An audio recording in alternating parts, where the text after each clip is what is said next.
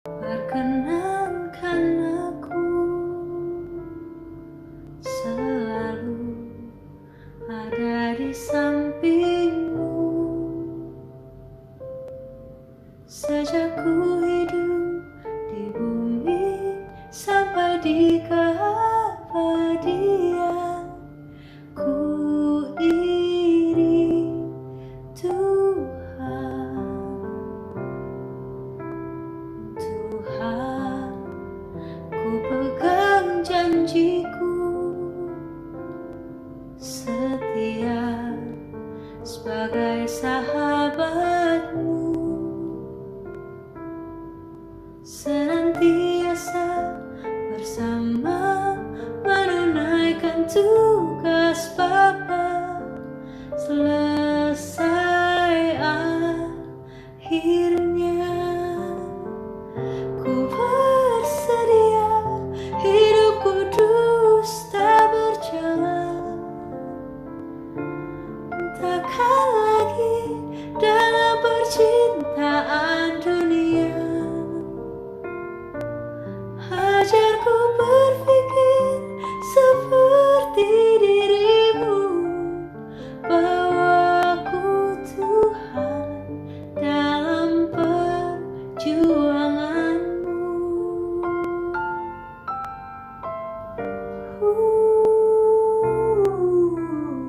Tuhan, perkenankan aku selalu ada di sampingmu sejak ku hidup di bumi sampai di keabadian. Ku iri Tuhan,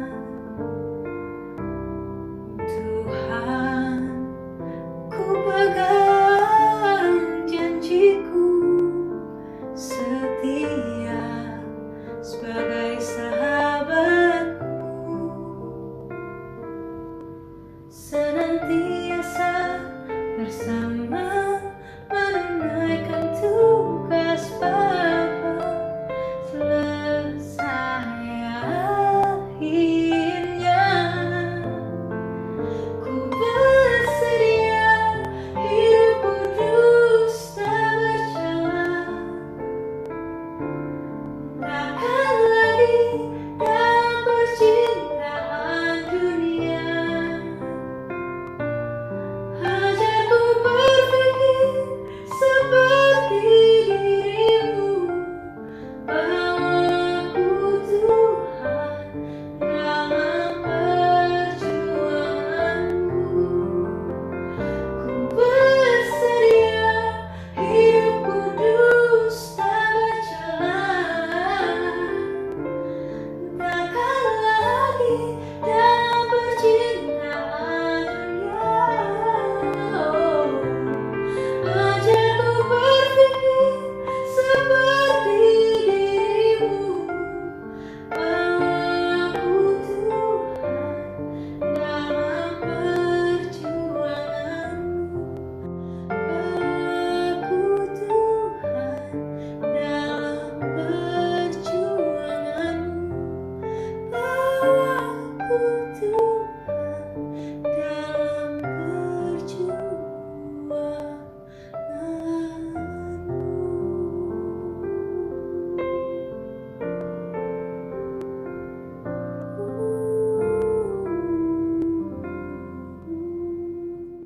Oke, kita bakal ngobrolin topik yang sudah ada di flyer ya, yaitu soal man sama dengan leader atau boys sama dengan leader, girls sama dengan follower. Apakah itu benar ya? Nah, jadi sebenarnya malam ini judulnya memang agak ambigu, tapi inti dari apa yang mau kita ngomongin adalah bagaimana Alkitab atau orang Kristen mesti ngelihat hubungan antara laki-laki dan perempuan. Ya, gimana gender laki-laki dan perempuan itu dilihat oleh Alkitab ya, dari perspektif Alkitab tuh gimana sih gitu kan. Jadi kita mau lihat kesetaraan gender menurut Alkitab ya. Jadi gue mau bagiin malam ini apa yang bisa kita pelajarin dan penting banget nanti di akhir apa yang bisa kita dapat ya. Nanti gue percaya bakal ini memperlengkapi kita, terutama ini banyakkan pengurus ya kalau gue lihat ya.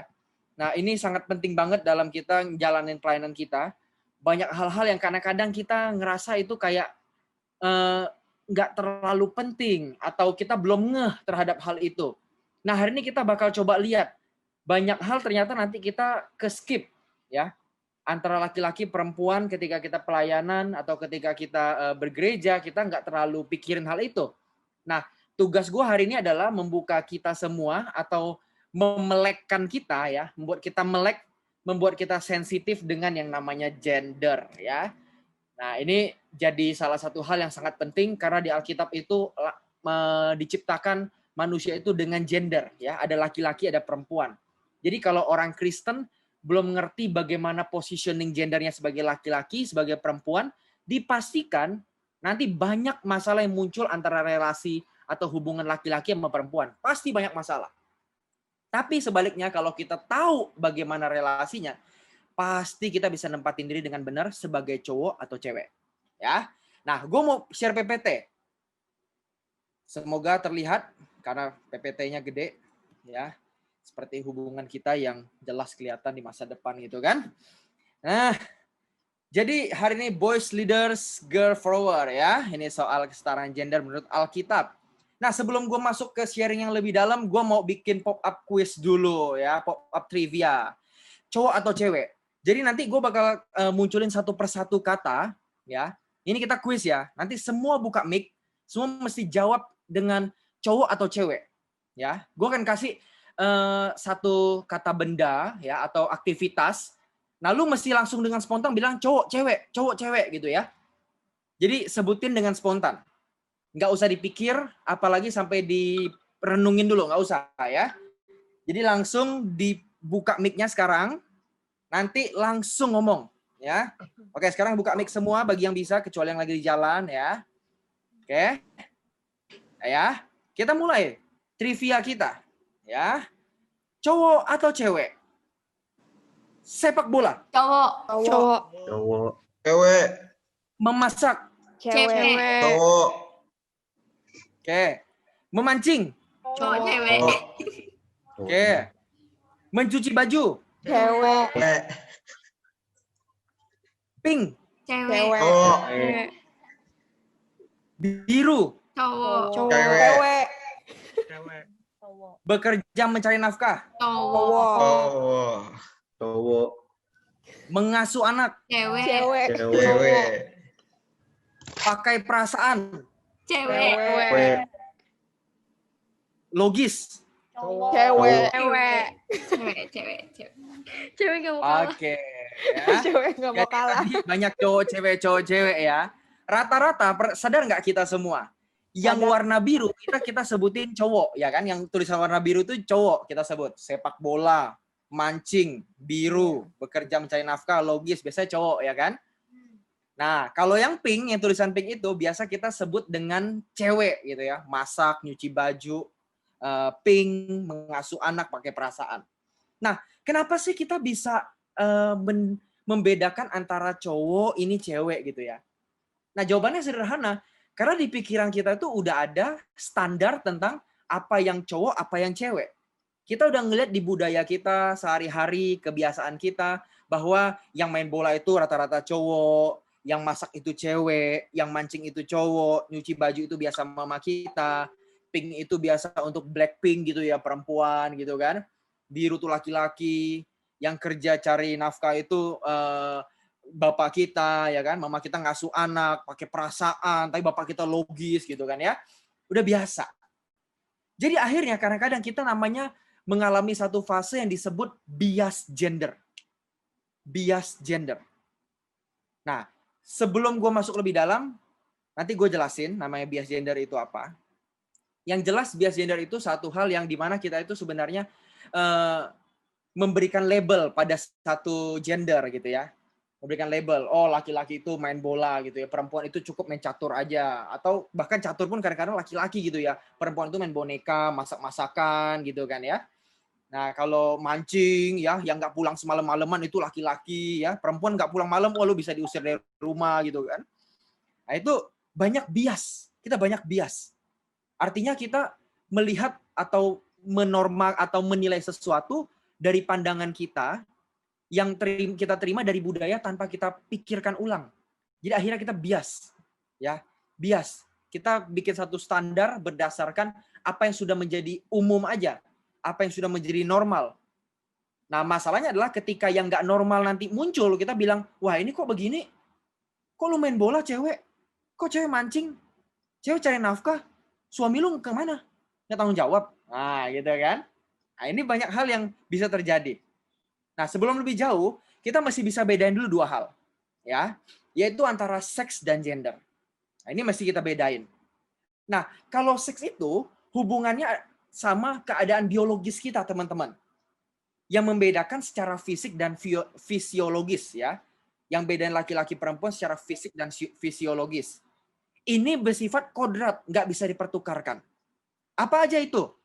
Ada misalnya kromosom, ya kan? Kromosom X dan Y, hormon, organ reproduksi gitu ya. Laki-laki punya organ reproduksi, penis dan testis, sedangkan perempuan itu punya organ reproduksi, rahim, vagina, dan beberapa organ lainnya gitu ya. Nah, ini sifatnya kodrat. Jadi nggak bisa ditukar. Gitu ya. Memang udah terberi gitu, given. Ya kan? Ini seks. Makanya kalau kita ngisi formulir biasa ditanya jenis kelamin ya kan, bukan gender. Nah, jenis kelamin atau seks itu merujuk pada keadaan biologis ya, biologis. Jadi biological condition gitu ya. Nah, beda sama gender. Perhatiin. Gender itu sifatnya pemikiran masyarakat. Ya. Pemikiran masyarakat pada umumnya tentang bagaimana seharusnya laki-laki dan perempuan menjalani kehidupan. Ya, ini konstruksi sosial atau buatan masyarakat dan budaya kita. Jadi sifatnya nggak mutlak. Ini bisa dipertukarkan. Beda sama seks tadi ya, yang nggak bisa dipertukarkan. Lu dari awal udah dikasih begitu. Tapi kalau gender, itu dibangun dari buatan masyarakat. Dari kebiasaan, dari tradisi. Sehingga kalau dia dipertukarkan, dia nggak dosa. Gitu ya. Itu bukan sebuah dosa, karena bukan takdir. Nah, kalau seks dipertukarkan, nanti kita mesti lihat dulu. Ya, kasusnya ya. Tapi itu nanti cerita lain lah. Itu buat seminar hari Sabtu apa Jumat ya? Jumat ya? Atau Sabtu? Ada 14 ya, tanggal 7. Gue lupa hari apa itu. Nah, itu kita bicara nanti soal transseksual atau transgender, bagaimana kita orang Kristen memandang itu. Ya, nanti itu ada bagiannya sendiri. Tapi di sini gue mau bilang bahwa pada kenyataannya, seks itu sifatnya kodrat. Ya, jadi bedain ya, seks itu kodrat, nggak bisa ditukar, sedangkan gender itu buatan. Ya, bagaimana masyarakat melihat, ya, atau mengharapkan seseorang yang berjenis kelamin laki-laki bertingkah laku, hidup, ya kayak gimana? Ya kan bisa tadi laki-laki itu kalau hidup itu harus cari nafkah, harus kuat gitu ya, harus misalnya olahraganya yang maskulin, yang sifatnya kayak kasar gitu ya. Sedangkan perempuan itu masyarakat bikinnya atau konstruksi sosialnya adalah oh masyarakat itu lihatnya perempuan sosok yang lemah, feminin gitu ya, yang harus dinaungi laki-laki dan harus hidupnya itu di rumah gitu ya. Kalau di luar atau bekerja di luar nggak ngurus rumah itu jadi aneh gitu. Lu boleh kerja di luar tapi lu juga harus ngurus rumah gitu kan. Nah, ini harapan masyarakat. Jadi gender itu buatan masyarakat ya. Bagaimana masyarakat mengharapkan seorang laki-laki atau seorang perempuan untuk menjalani hidupnya. Itu namanya gender. Ya. Nah, sekarang gue mau kasih kuis lagi. Jadi kalau gue ngajar banyak kuis, ya. Nah, coba kita tes ya. Setelah tadi kita udah belajar seks sama gender, gue mau tes kita. Coba di kategori masing-masing ini nanti kita coba sebut ya. Ini seks atau gender. Kalau dia seks itu S, kalau dia gender itu G, ya. Nah, mungkin nggak usah buka mic. Tapi ngomong aja di komputer kita tanpa perlu keluar suara, nanti jadi ini ya, clash suaranya ya. Coba sambil dicek aja. Nah, kalau pemikir atau perasa, nah itu seks atau gender? Gender. Ternyata dia adalah gender. Ya kan? Karena dia buatan masyarakat, buatan sosial. Masyarakat berpikir laki-laki itu adalah seorang pemikir. Kalau perempuan itu perasa, gampang baper, ya kan? Makanya ada filosofi atau pemikiran bahwa lu jangan bikin cewek baper lu. Padahal bisa baper bukan cuma cewek, tapi cowok juga bisa gitu kan. Artinya itu gender, ya, nggak mutlak. Kalau membuahi menyusui, seks, ya, karena ini sifatnya kodrat, berhubungan dengan alat kelamin, ya. Laki-laki punya sperma, perempuan itu punya kelenjar susu yang bisa menyusui. Laki-laki mau dipaksa sampai ayam tumbuh gigi nggak pernah bisa menyusui, ya. Tetap lu mau kasih bayinya deket susu lu gitu ya, payudara lu buat laki-laki sampai anaknya itu gede nggak akan pernah nyedot susu gitu ya. Tapi perempuan bisa. Nah, ini seks ya. Jadi ini bukan gender. Nah, selanjutnya penis, vagina tentu pasti seks ya. Ini memang sudah terberi, given. Nah, kalau memimpin mengasuh gender. Karena ini juga buatan masyarakat. Pilot laki-laki, perempuan guru. Ini juga gender. Laki-laki maco, perempuan lemah gemulai, ini juga gender. Artinya, banyak di pemikiran kita hari ini yang bias gender, ya. Oh, laki-laki kalau lemah gemulai itu cewek banget sih lo, gitu kan. Laki-laki pakai rok, ih, kok kayak banci, misal begitu ya. Ih, kok kayak cewek sih. Padahal rok itu netral. Rok itu nggak punya gender. Cuma pemahaman kita yang sudah dibentuk oleh budaya membaca rok itu sebagai perempuan. Padahal laki-laki pakai rok itu banyak di Skotlandia, gitu kan? Skotlandia itu banyak yang kayak dia main trompet gitu, laki-lakinya ya, terus dia pakai rok. Nah itu. Nah kita kadang-kadang bias. Kita mengukur kelaki-lakian seseorang atau keperempuanan seseorang dari tingkah lakunya. Padahal bukan di situ. Ya, kita kadang-kadang bias gender. Nah, teman-teman, bagaimana dengan Alkitab? Ya, itu pengetahuan awal tadi gua rasa sudah cukup. Nah, bagaimana apakah Alkitab mengatur gender? Pertanyaan besarnya begitu ya. Apakah ada budaya yang memang paten untuk laki-laki mesti begini, perempuan mesti begini dalam Alkitab? Ternyata teman-teman, dalam Alkitab banyak banget aturan mengenai gender. Atau bagaimana perempuan dan laki-laki harus hidup. Tapi ingat teman-teman, itu adalah ketentuan atau catatan dari masa kuno. Ya, dari zaman hari itu. Karena sebagian sudah tidak diterapkan. Misalnya, kalau kita baca surat 1 Timotius pasal 5. Perempuan dikatakan tidak boleh memimpin. Ya kan? Dan perempuan harus menggunakan kerudung di 1 Korintus. Nah, sekarang hari ini, apakah perempuan Kristen masih pakai kerudung? Kayaknya udah nggak lagi, ya kan? Justru yang pakai kerudung itu agama lain. Nah, perempuan tidak boleh memimpin. Kita ada Joyce apa namanya dia? Aduh. Ada satu pendeta perempuan ya yang terkenal di Amerika. Joyce apa namanya lupa ya belakangnya ya. Joyce Meyer, betul. Joyce Meyer itu pemimpin dan dia cukup berpengaruh. Ya kan? Nah, ini sudah tidak diterapkan lagi. Tapi sebagian masih diterapkan karena budayanya itu meluas kan. Jadi masih ada yang ketinggalan, masih ada yang diterapkan hari ini. Laki-laki sebagai kepala rumah tangga misalnya yang ngambil keputusan. Sedangkan perempuan menjadi ibu rumah tangga, ngurusin anak, ngurusin kebersihan rumah dan sebagainya itu perempuan. Ya. Nah, kalau ada sebagian yang diterapkan dan sebagian ada yang tidak diterapkan, berarti teman-teman, aturan gender dalam Alkitab bukan ketetapan Tuhan. Ya. Jadi apa yang tertulis di situ tentang laki-laki dan perempuan bukan ketetapan Tuhan. Tapi unsur budaya timur dekat kuno yang tercatat hingga kini. Jadi itu tercatat.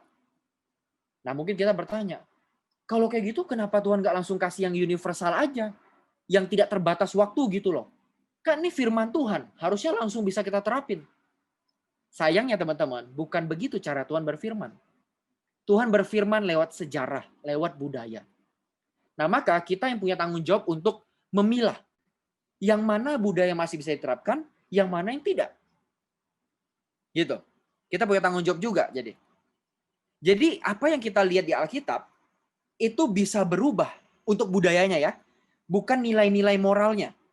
Nilai moral tidak berubah. Yang namanya jangan membunuh itu sampai kapanpun tidak akan boleh membunuh. Kecuali perang atau pembunuhan yang sifatnya memang harus ya. Itu beda kasusnya. Misalnya aborsi karena ibunya terancam nyawanya gitu kan. Nah itu beda kasus.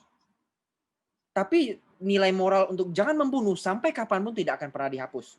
Jangan berzina itu nggak akan pernah dihapus. Mau budaya apapun nggak pernah beda. Ini kebenaran yang bisa diterapkan lintas waktu. Tapi kalau budaya soal gender, how Bible constructed gender, bagaimana Alkitab itu memberikan satu konstruksi atau gambaran tentang laki-laki dan perempuan, ini bukan gambaran yang universal dan lintas waktu, teman-teman. Tapi ini adalah satu gambaran yang harus kita sesuaikan lagi dengan kondisi kita hari ini. Karena itu budaya Timur Dekat kuno. Ya. Nah, kalau itu berubah, itu bukan sebuah dosa ketika kita mengubahnya. Beda kalau kita misalnya mengubah perintah tentang jangan berzina. Kita bilang boleh berzina. Nah, ini baru beda, ya. Tapi untuk sisi budaya, memang kita punya tanggung jawab untuk memilah dan menyesuaikannya dengan kondisi kita hari ini. Ya kan? Contohnya tentang penggunaan kerudung pada perempuan. Nah, itu kan berubah sekarang. Nggak ada yang bilang dosa tuh, ya kan? Artinya apa? Artinya ada kebenaran Alkitab yang lintas waktu, ada yang terbatas waktu. Ya, itu kita mesti bedain dulu. Jadi kesimpulannya, aturan gender dalam Alkitab itu adalah aturan di masa itu. Hari ini bisa berubah dan bukan dosa kalau berubah. Ya. Nah, kita lanjut. Bagaimana jadi laki-laki dan perempuan dalam Alkitab posisinya? Nah, ada beberapa hal yang gue highlight. Yang gue ambil dari Kejadian pasal 2 ayat 18 sampai 20. Tuhan berfirman tidak baik kalau manusia itu seorang diri saja. Aku akan menjadikan penolong baginya yang sepadan dengan dia. Nah, teman-teman mesti melihat. Di sini laki-laki dan perempuan disebutkan sepadan. Nah, sepadan di sini sering dipahami sebagai laki-laki sosok yang berdiri terlebih dahulu, habis itu perempuan penolong gitu ya.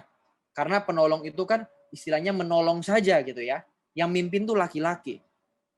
Kadang-kadang kita terlalu fokus di kata penolongnya. Penolong baginya yang sepadan dengan dia. Ya kan? Jadi seakan-akan laki-laki itu yang memimpin, yang memegang kekuasaan, ya perempuan itu hanya mendukung saja. Ya, dengan keunikannya, dengan kelebihannya dia mendukung saja. Jadi yang terjadi adalah kehendak laki-laki kita. Padahal teman-teman, kalau kita lihat bahasa aslinya, diciptakan sepadan. Ya, sepadan itu menggunakan kata ezer kenekdo. Ini udah pasti kita udah pernah dengar dari Burita dan sebagainya. Tapi hari ini gue mau jelasin ulang. Apa sih ezer kenekdo? Dalam terjemahan yang gampang, gue bisa artiin sebagai the opposite power. Kekuatan yang bertentangan atau yang berhadapan dengan si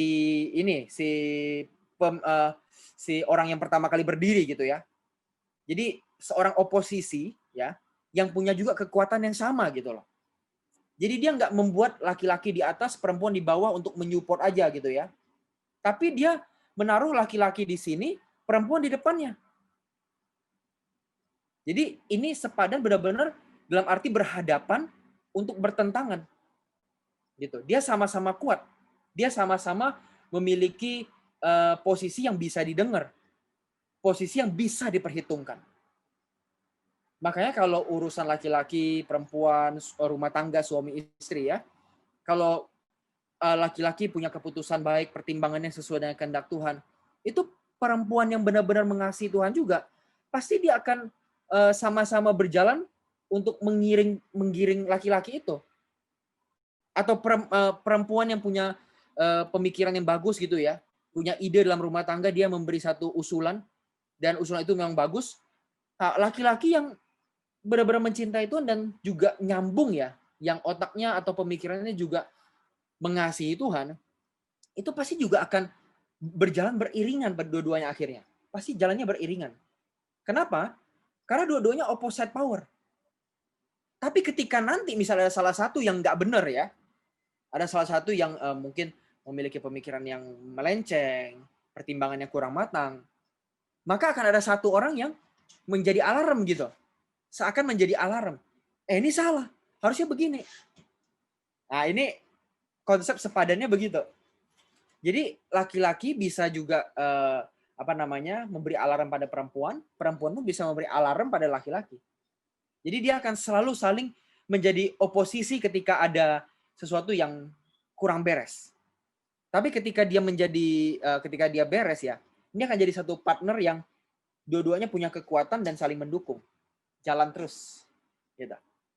Karena teman-teman kalau kita baca di bagian lain di Alkitab, di Ulangan 33, 26, Mazmur 54 ayat 6, ini kata Ezer atau penolong ini juga digunakan kepada Tuhan sebagai sosok yang menyelamatkan Israel dan kepadanya Israel bergantung. Nah kalau tadi kita mikir, Ezer itu penolong, jadi laki-laki yang ditolong sama perempuan gitu kan. Laki-laki yang di atas, perempuan nolong aja. Ini konsepnya kurang tepat. Karena di bagian lain di Alkitab, Ezer itu justru dikenakan pada Tuhan.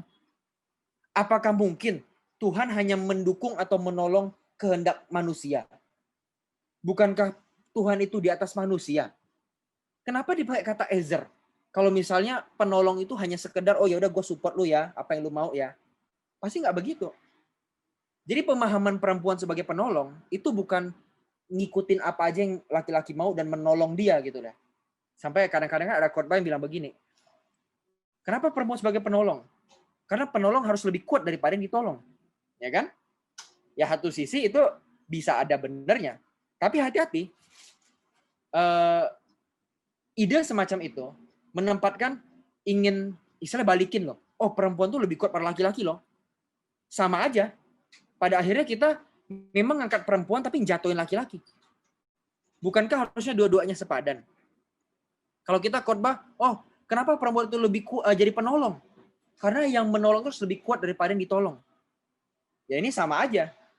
Kita sebelumnya turunin perempuan, kuatin laki-laki, tapi sekarang kita naikin perempuan di atas laki-laki. Jadi nggak setara. Sama aja bohong. Gitu ya. Nah, posisi laki-laki yang di atas perempuan ini, kenapa bisa terbentuk? Karena ada budaya yang namanya patriarki, teman-teman. Ideologi patriarki. Patriarki ini dari kata pater ya. Father, bapak, laki-laki.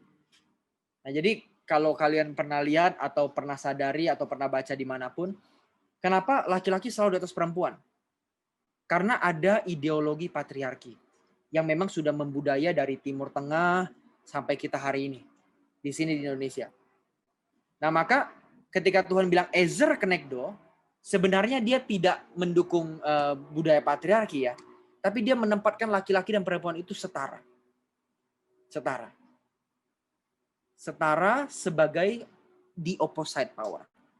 Bukan sekedar satu sosok yang menopang dan mengikuti yang satu ya. Entah itu laki-laki yang nopang perempuan atau perempuan nopang laki-laki. Enggak. Jadi perempuan adalah sosok yang seimbang, mitra laki-laki yang seimbang, yang pendapat dan kedudukannya harus diperhitungkan. Sama-sama nih. Alkitab melihat laki-laki dan perempuan sebagai dua mitra atau satu pasang partner yang saling berdampingan. Berhadapan, namun dia saling menajamkan, saling menguatkan, dan saling mendukung untuk mencapai satu tujuan di dalam Allah. Itu laki-laki dan perempuan. Jadi Alkitab nggak menempatkan laki-laki di atas perempuan, yang biasa digadang oleh ideologi patriarki, pemikiran bahwa laki-laki di atas perempuan. Dia juga nggak menaruh pemikiran bahwa perempuan tuh nolong laki-laki. Karena kenapa? Yang menolong harus lebih kuat daripada ditolong. Maka perempuan lebih kuat daripada laki-laki. Nah, ini sama saja naikin ideologi yang namanya matriarki ya. Matriarki. Jadi perempuan, mother ya. Perempuan di atas laki-laki. Ini jadi kebalik. Ini juga nggak benar. Yang benar adalah bagaimana dua-duanya ini sepadan, seperjuangan, terus juga segesekan gitu ya, untuk sama-sama menyempurnakan, sama-sama menggiring pada satu tujuan. Gitu ya. Itu posisi laki-laki dan perempuan dalam Alkitab. Terus kalian mungkin nanya, tapi kok gimana dengan 1 Timotius pasal 2 ayat 11 sampai 12? Yang kesannya nih kok Paulus masih patriarki banget ya? Dia bilang begini, Seharusnya lah perempuan berdiam diri dan menerima ajaran dengan patuh. Aku tidak mengizinkan perempuan mengajar dan juga tidak mengizinkannya memerintah laki-laki. Hendaklah ia berdiam diri. Wah, ini kan patriarki banget ya. Laki-laki dan perempuan banget. Ini patriarki mati ini. Patriarki abis gitu kan. Apakah benar Paulus ini salah satu sosok orang yang pandangannya bias gender juga? Nah, ternyata teman-teman, beyond that, melampaui hal itu ada banyak hal yang harus kita ketahui tentang ayat ini. Kita mesti tahu dulu apa konteks sosial jemaat, konteks sosial budaya jemaat Efesus hari itu. Baru kita bisa jawab apakah Paulus ini sosok yang netral, yang menempatkan laki-laki dan perempuan itu setara, atau dia patriarki. Ya kan? Pertama, kita mesti tahu kekristenan hari itu baru lahir. Sehingga jemaat di Efesus harus membangun jembatan dengan orang-orang Yunani. Di Efesus melalui penyesuaian budaya. Mesti bangun relasi, teman-teman. Wajah kekristenan mesti kelihatan sama. Wajahnya ya, supaya bisa diterima. Tetapi hatinya beda. Istilahnya packagingnya masih bagus, masih sama. Tapi hatinya beda. Nah, Paulus itu mengusahakan hal ini. Kalau kalian baca di bagian-bagian selanjutnya ya, Efesus 1 Timotius pasal 5 ayat berapa gitu ya. Paulus itu kasih clue begini.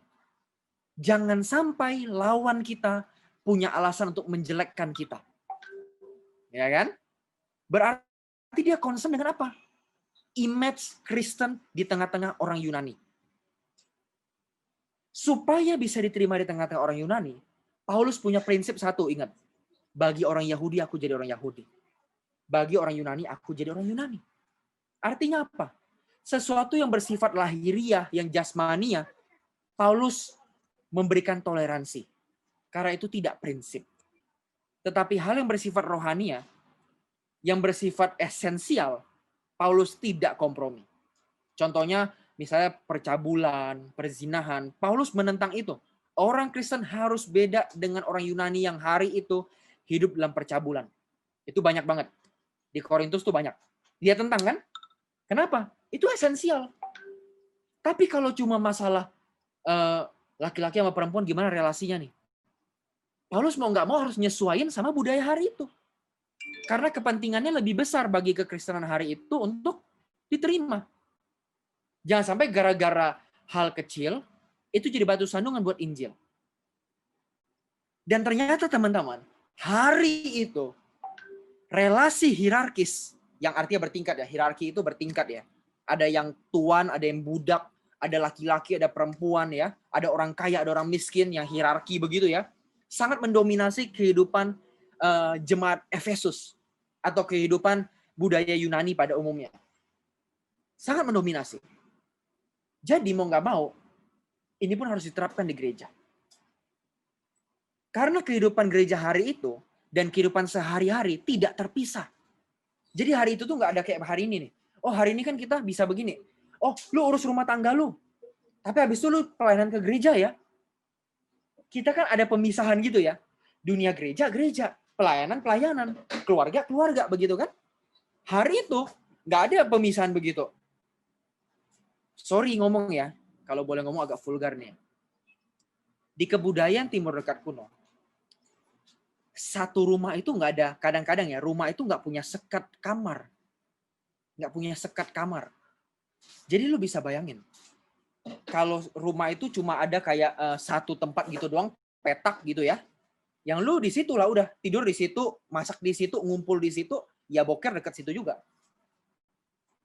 Coba pernah bayangin nggak? Gimana kalau dia, misalnya satu keluarga ini punya pengantin baru. Punya pengantin baru yang akan punya malam pertama. Nah, ayo loh.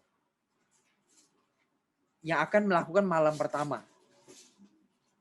Gimana dong kalau rumahnya begitu? Ya mau nggak mau di tengah-tengah rumah itu. Makanya dalam hukum Taurat, bisa dikatakan kalau laki-laki mendapati tanda perempuan tidak perawan, itu keluarganya bisa bawa perempuan itu ke tua-tua Israel buat dihakimi. Kok bisa gitu? Karena tinggal satu rumah, nggak ada batasnya. Hari itu tuh nggak ada batas privasi, nggak ada publik, nggak ada gitu. Kalau hari ini kan kita punya, oh ini privasi gua, ini kamar gua, lu jangan masuk ya. Nggak bisa zaman dulu. Nggak ada pemisahan begitu. Jadi tersatu, tergabung. Nah, maka ketika kehidupannya tergabung semua, orang Kristen mau nggak mau akan bersatu dengan orang-orang Yunani juga. Dia nggak punya kayak, oh ini rumah tangga gue nih, lu jangan sibuk-sibuk ngatur ya. Nggak bisa. Karena sorotan terhadap rumah tangga Kristen, itu juga bagian sorotan lingkungan gitu loh. Kalau zaman sekarang kalau satu ngegibah ya, semua jadi tahu gitu. Nggak bisa lu satu rumah, lu ngomong sendiri, terus lu pengen, oh ini privasi keluarga gua, lu jangan ikut campur. Nggak bisa. Lingkungan mesti lihat, pasti akan lihat. Nah itu konteksnya. Dan kebudayaan Yunani hari itu menempatkan perempuan pada pekerjaan rumah tangga. Yang tunduk pada pria atau patriarki. Memang begitu ininya, budayanya. Jadi mau nggak mau kan. Ada beberapa perempuan, nah ini ditambah pelik nih, masalahnya tambah pelik nih. Bukan cuma kebudayaan Yunani menempatkan perempuan pada pekerjaan rumah tangga. Nah, di komunitas Kristen, hari itu di Jemaat Efesus, ada masalah perempuan Kristen mendominasi laki-laki. Mereka itu pengen di atas laki-laki. Nah, itu masalah hari itu di Efesus tuh. Nah, ini dilihat Paulus bisa merusak image orang Kristen. Loh kok gitu? Karena ingat tadi, harusnya perempuan di bawah laki-laki. Ya kan? Nah, makanya untuk menetralisir ini supaya perempuan nggak di atas laki-laki gitu ya, pengen berkuasa gitu kan.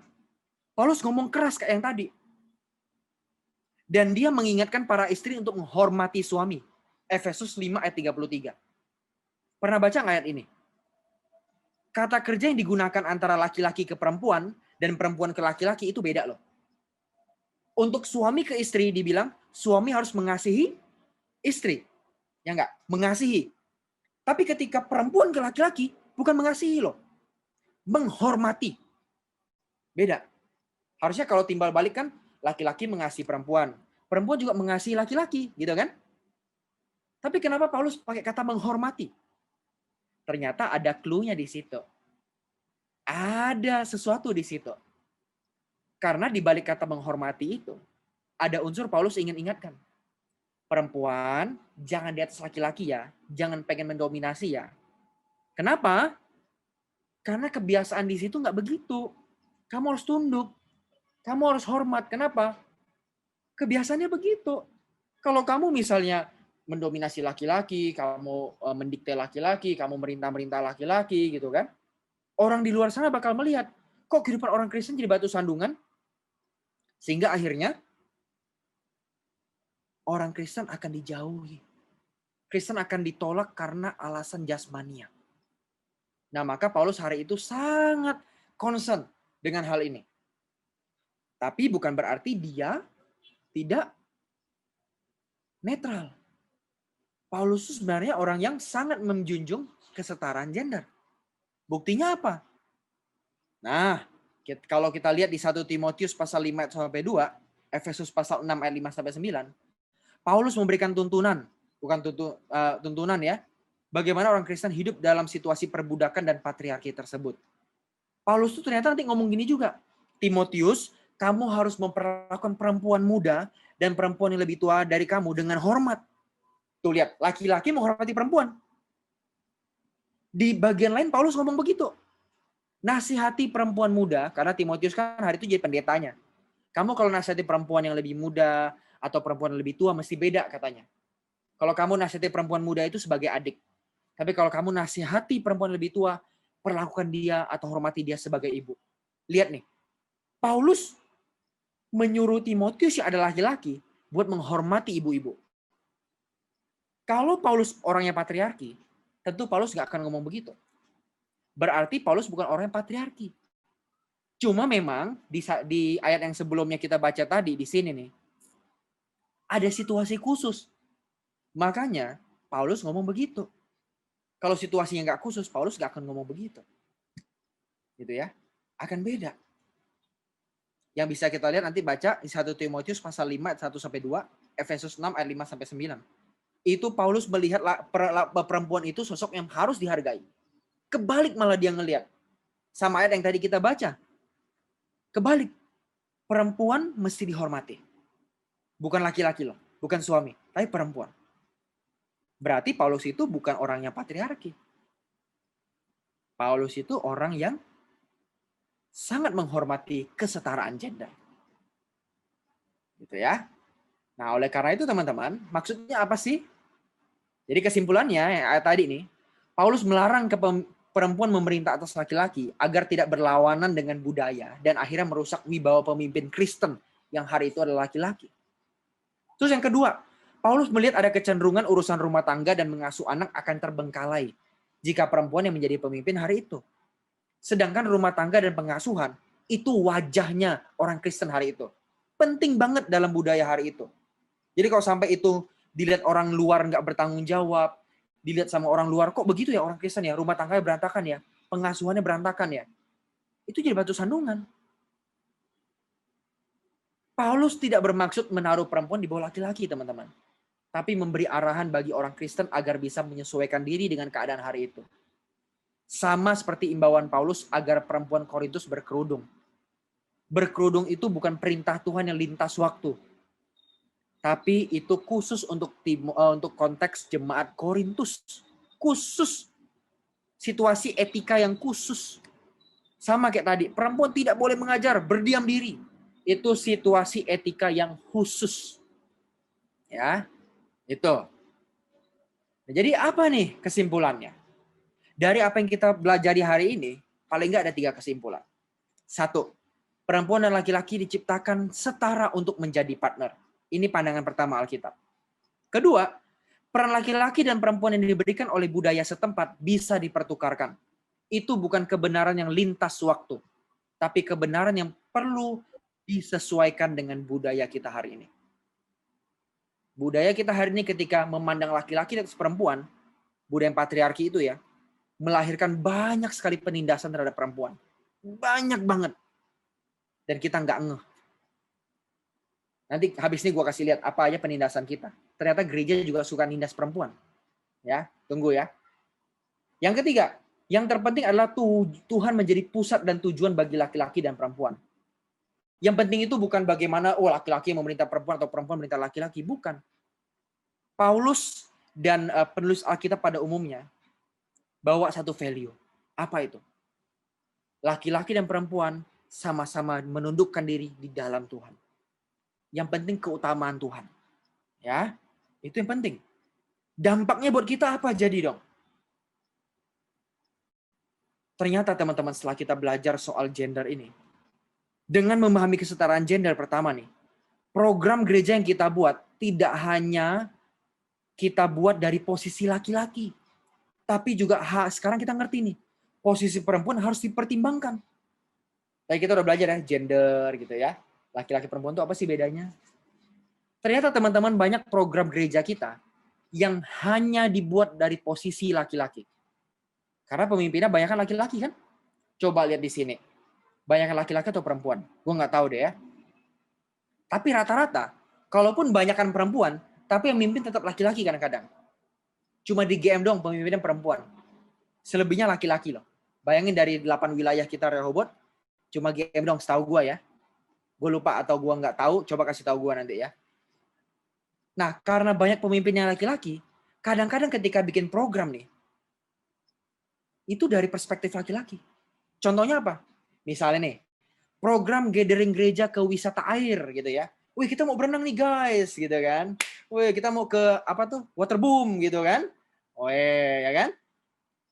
Nah, pas main air, tahu nggak teman-teman? Itu kan posisi laki-laki kan yang bikin kan.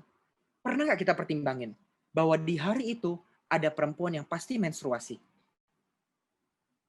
Kalau mereka menstruasi, bisa nggak main air? Nggak bisa kan?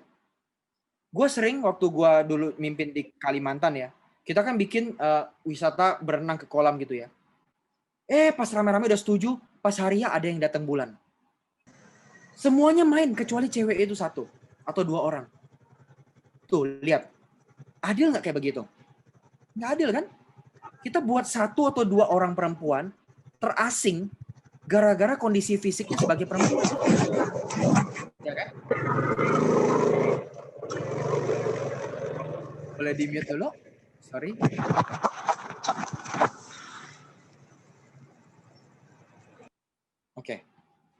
Nah, ini contoh kecil aja nih, ini contoh kecil. Kadang-kadang kita bikin satu program, kita nggak mikirin dari perspektif perempuan. Kita lupa bahwa ada perempuan yang misalnya datang bulan. Kalau mainnya wisata air, pasti ada perempuan yang nggak bisa main. Laki-laki mah kapan aja bisa main air ya kan? Nggak ada menstruasi atau datang bulan dia kan? Tapi pernah nggak kita mikirin ini? Pasti ke-skip kan kita ya? Ini soal kecil, baru soal satu program. Belum ngomong soal kesempatan khotbah. Coba kalau bisa perempuan dikasih khotbah, pasti banyak yang minder. Kenapa?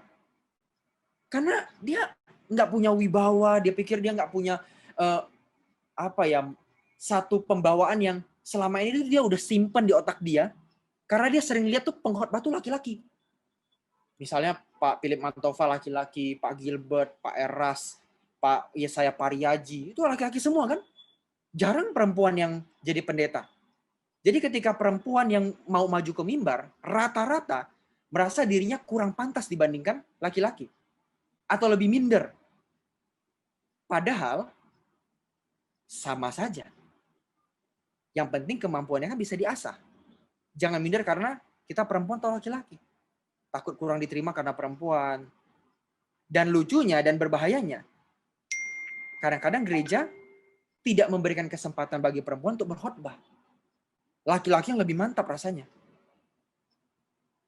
Melanggengkan sebuah bias gender yang sebenarnya merusak hubungan laki-laki dan perempuan. Merusak pandangan Alkitab tentang laki-laki dan perempuan. Belum soal isi khotbahnya lagi. Ya kan? Isi khotbahnya. Teman-teman pernah nggak perhatiin? Isi-isi khotbah itu ilustrasi-ilustrasinya diambil dari perspektif laki-laki. Posisi laki-laki. Contoh gampangnya ya kalau soal remaja ya. Karena kebetulan aku pelayanan di remaja pemuda. Kadang-kadang contoh yang kita ambil dari perspektif cowok. Misalnya, guys pernah mikir nggak ketika kita nembak cewek? Ya kan? Nembak cewek. Wah ceweknya meleleh begitu kan? Nah, itu misalnya begitu ya, kita bikin cerita-cerita gitu kan. Kayak misalnya, mungkin teman-teman pernah dengar, kayak misalnya bercandaan soal, oh, kalau kamu cinta aku, tunjukin dong gitu ya.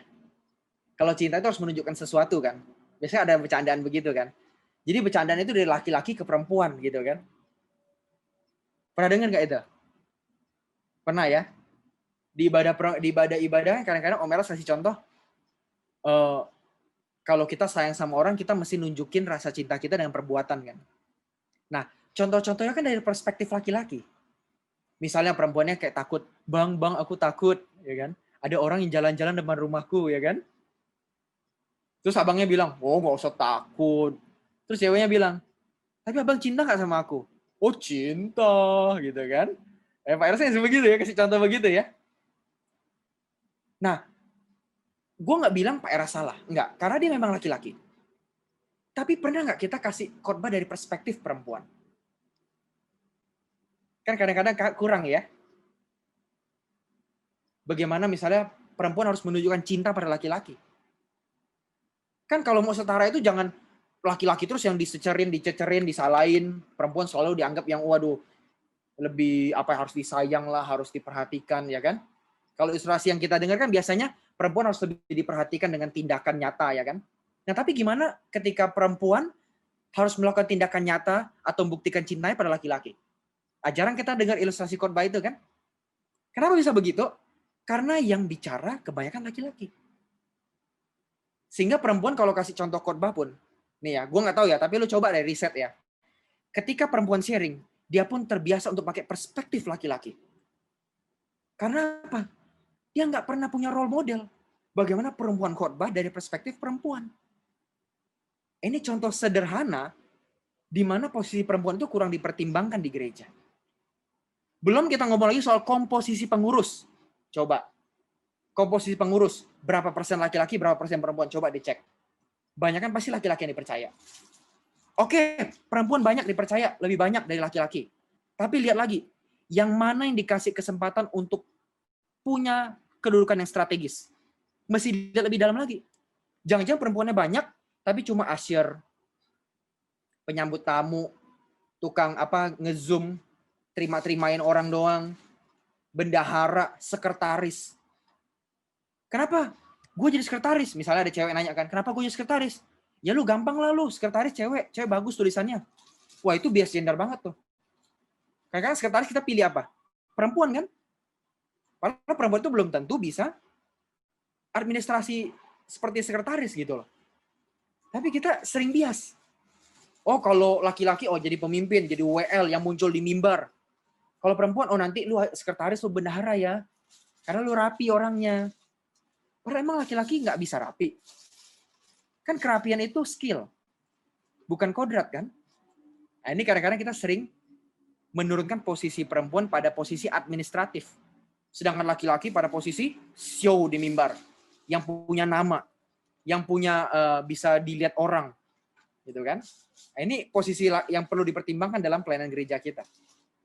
Terus yang kedua, dengan melihat segala sesuatu berdasarkan gender nih. Kita pakai kacamata gender nih ya sekarang ya. Lu bisa memperbaiki ketidakadilan antara posisi laki-laki dan perempuan. Misal begini. Pernah nggak kita dapat dapat data orang yang kena COVID sehari di Indonesia itu berapa laki-laki, berapa perempuan? Nggak pernah kan? Pokoknya jumlah total aja. Penyajian datanya tuh nggak terpilah. Nggak dipilah antara laki-laki dan perempuan. Padahal kalau mau dipilah, jangan-jangan banyakkan perempuan. Kenapa? Karena perempuan mesti ke sektor-sektor yang rentan. Mesti ke pasar. Pasar kan ramai banget itu. Ya kan? Mesti ke rumah sakit ngurusin anaknya. Ke posyandu, ke puskesmas. Itu kan urusan perempuan biasanya kan kalau di Indonesia. Jangan-jangan banyakkan COVID perempuan. Dibanding laki-laki. Jangan-jangan ya, gue belum cek juga. Nah, kalau kita ngelihat satu data berdasarkan gender nih, lu terbiasa ya melihat laki-laki perempuan, nggak cuma data, oh jumlah total yang kena COVID 3.000. Wah banyak ya. Oh banyak itu belum lihat ke dalam lagi. Lu lihat ke dalam, lebih miris lagi. Ternyata jangan-jangan lebih banyak perempuan, misalnya. Atau lebih banyak laki-laki. Kenapa? Oh ternyata kalau laki-laki lebih banyak karena dia bekerja. Oh dia kerjanya rentan. Ya kan? Nah dari situ kita bisa bikin program supaya yang kena COVID ini bisa makin dikit laki-laki maupun perempuannya. Gitu ya. Nah, jadi ketika kita belajar gender itu bukan angkat-angkat perempuan sehingga laki-laki di bawah. Enggak. Ini setara. Perempuan dan laki-laki kita mesti samain. Ini contoh kalau kita belajar gender, lihat semua fenomena berdasarkan kesetaraan gender, kita bisa lihat posisi laki-laki dan perempuan jadi fair. Dan yang terakhir, kalau kita bisa memahami kesetaraan gender menurut Alkitab, kita bisa membuang stereotip atau label terhadap laki-laki dan perempuan. Misal, wah laki-laki itu kejam gitu kan ya. Jadi kesannya itu kalau mau pacaran tuh ngeri sama laki-laki. Wah laki-laki buaya semua guys. Ya kan? Lelaki buaya darat, buset, aku tertipu lagi. Uwo gitu kan. Wah itu label itu gila. Itu label. Stereotip itu namanya. Ya kan? Itu stereotip. Kenapa? Karena nggak semua laki-laki buaya darat. Yang khotbah, ini udah buktinya gitu kan. Cie. Mantap. Ya meskipun mantannya banyak dulu lah. Tapi nggak buaya-buaya darat gimana lah. Ya kan? Laki-laki kejam tuh stereotip. Nah sama, laki-laki juga suka ngatain perempuan, nge-labelin perempuan. Perempuan tuh susah dipahami. Lebih gampang memahami kimia daripada memahami perempuan. Gitu kan. Wah, kejam banget lu gitu kan. Walau perempuan bukan susah dipahami, memang cara berpikir kita dengan perempuan itu beda. Gitu kan, laki-laki cara mikir sama perempuannya beda. Terus orang yang sederhana melihat cara mikirnya dangkal, berkata, oh perempuan itu susah dipahami. Ya kan? Lebih mudah memahami firman Tuhan daripada firman perempuan gitu kan. Gitu kan? Misalnya, firman Tuhan jelas, aku mau kamu berkenan. Kalau perempuan ditanya mau makan di mana? Oh nggak tahu deh, terserah kamu. Gitu kan. Susah dipahami gitu kan. Enggak di mananya aja boleh, tapi sekali kita bilang di warteg ya, aduh nggak mau di GI dong. Tapi terserah kamu sih. Yo, kode itu kan kode-kode ya kan. Makanya itu jadi stereotip. Perempuan susah dipahami. Padahal bukan susah dipahami, memang kita kurang baik dalam berkomunikasi. Ya. Apalagi labelnya. Labelnya pemerkosaan perempuan terjadi karena baju minim. Wah, ini bahaya nih. Kalau teman-teman pernah dengar kasus ya, di pengadilan ada kasus-kasus seperti ini. Satu, hakimnya nanya, Kamu pakai baju apa? Waktu perkosaan terjadi. Iya, saya pakai celana pendek, hot pants gitulah ya. Langsung tuh hakim bilang, oh siapa suruh kamu pakai hot pants? Kamu membuka celah. Loh, pertanyaan kritisnya begini. Emang kalau orang pakai hot pants, pakai celana pendek, pemerkosaan itu jadi legal? Pemerkosaan dibolehkan gara-gara gue pakai celana pendek? Ini kan stereotip, label. Kalau perempuannya yang pakai celana pendek, yang ngundang kejahatan, ya salah perempuan. Ini label. Belum lagi dia ngomong begini, ada kasus begini.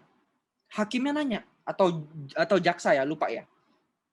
Kamu waktu diperkosa, kamu nikmati juga kan? Ya berarti ini suka sama suka. Tuh gila nggak? Ini stereotip yang bikin perempuan itu kadang-kadang susah untuk mendapatkan perlakuan adil di pengadilan. Selalu kalah. Nah, kalau orang nggak sensitif gender, atau lebih bagus responsif terhadap gender, kita bisa memberikan respons yang baik, tanggapan yang baik, ini nggak akan pernah bisa terselesaikan. Stereotip begini nggak akan selesai. Misalnya lagi, perempuan dandan itu ganjen. Ya kan? Padahal laki-laki pakai wax, gunting rambut dengan bagus, nggak ada yang bilang dia ganjen. Ya kan? Bias, stereotip. Perempuan tuh matre. Woi, dengan stereotip banget ya. Wah, matre nih cewek. Banyakan yang minta pakai mobil dijemput, banyakan yang minta harus bisa kasih uang belanja berapa sebulan. Kalau kayak gitu perempuan dibilang matre. Pengen punya laki-laki yang mapan sebelum nikah dibilang matre. Padahal nggak pernah dipertanyakan laki-laki itu kenapa pengen cewek yang seksi. Kenapa nggak dibilang mesum? Kalau laki-laki pengen cewek yang seksi dibilang wajar laki-laki begitu. Tapi giliran perempuan minta laki-laki mapan dibilang matre. Iya kan? Kenapa kalau laki-laki misalnya gue pengen perempuan yang cantik, seksi, langsing bodinya. Harusnya kalau kita mau fair ya, langsung bilang itu mesum. Ya dong? Karena bentuk badan banget yang dilihat. Ya dong, fair dong. Kalau perempuan lu suruh jadi lihat apa yang di dalam laki-laki, lu mesti juga suruh laki-laki lihat apa yang dalam perempuan dong. Jangan lihat apa yang terlihat. Ya kan? Sama-sama. Tapi kan enggak. Yang digambar itu perempuan tuh matre. Tapi kalau laki-laki misalnya pengen perempuan yang cantik, yang abohai, aduhai, yang seksi, yang hot, enggak dibilang mesum. Ya kan? Terus apa lagi? Laki-laki kuat nggak boleh nangis. Laki-laki kuat tuh nggak boleh nangis, teman-teman. Tapi kalau perempuan wajar nangis karena dia lemah. Ini bias gender juga ini orang ini. Laki-laki kuat, apa hubungannya sama nangis? Nangis itu wajar. Dan itu dalam penelitian terbukti, itu membuat kita lebih relief, lebih relax, menurunkan kadar stres. Justru kalau laki-laki nggak bisa nangis, itu dia berpotensi untuk kena serangan jantung lebih tinggi. Karena emosi dia nggak tersalurkan. Ya kan? Nah, ini stereotip yang kadang-kadang menghantui kita. Perempuan tuh lemah, wajarlah nangis ya. Nggak bisa buat apa-apa, harus dilindungi. Ini stereotip. Ini label yang sebenarnya tidak benar dan cenderung bias gender. Kenapa bisa bias gender? Karena budayanya patriarki. Ideologinya patriarki. Ya, memandang laki-laki di atas perempuan, laki-laki itu kuat, perempuan itu lemah, laki-laki itu pemikir, perempuan itu pakai perasaan. Ya kan?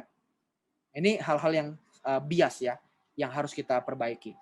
Nah, semoga malam ini jadi berkat buat kita dan membantu kita untuk lebih lagi bisa melayani Tuhan dengan baik dan bisa menempatkan diri kita terhadap sesama kita dengan lebih tepat. Thank you.